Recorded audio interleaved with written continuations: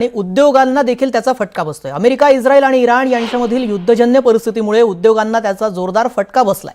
इंधनाचा तुटवडा निर्माण होण्याची भीती असल्याने राज्य सरकारने व्यावसायिक सिलेंडरचा पुरवठा तात्पुरता बंद करण्याचा निर्णय घेतलाय। या निर्णयामुळे जळगाव एमआयडीसी मधील अनेक कंपन्या बंद होण्याच्या मार्गावर असून नोंदणी केलेल्या सिलेंडरवर तुर्तास कंपन्या सुरू असल्या तरीही आता पुरवठा बंद झाल्याने उद्योग ठप्प होण्याच्या मार्गावर आहेत।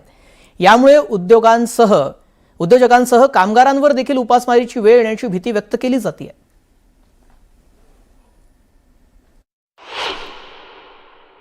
अमेरिका, इराण आणि इस्रायल यामध्ये सुरू असलेल्या गेल्या 10 दिवसापासून युद्धाचा थेट परिणाम या ठिकाणी जळगावच्या औद्योगिक वसाहत परिसरातील अनेक लघु उद्योगांना होत असल्याचं चित्र देखील पाहावयास मिळत आहे।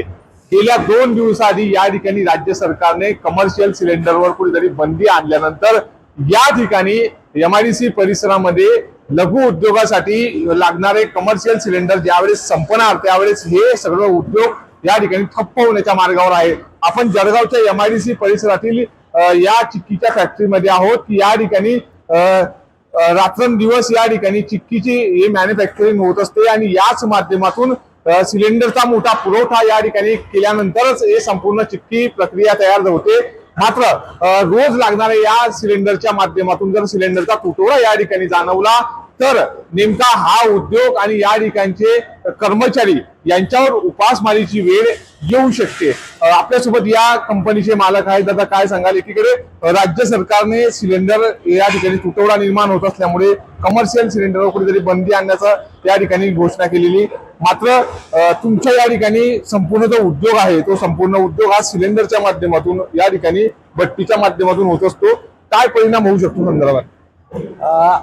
सध्या आमच्याकडे सिलेंडरचा पुरवठा आमच्या एजन्सीकडून आम्हाला आज तर झालेला आहे, त्याच्यामुळे आज आमचं काम बंद आहे।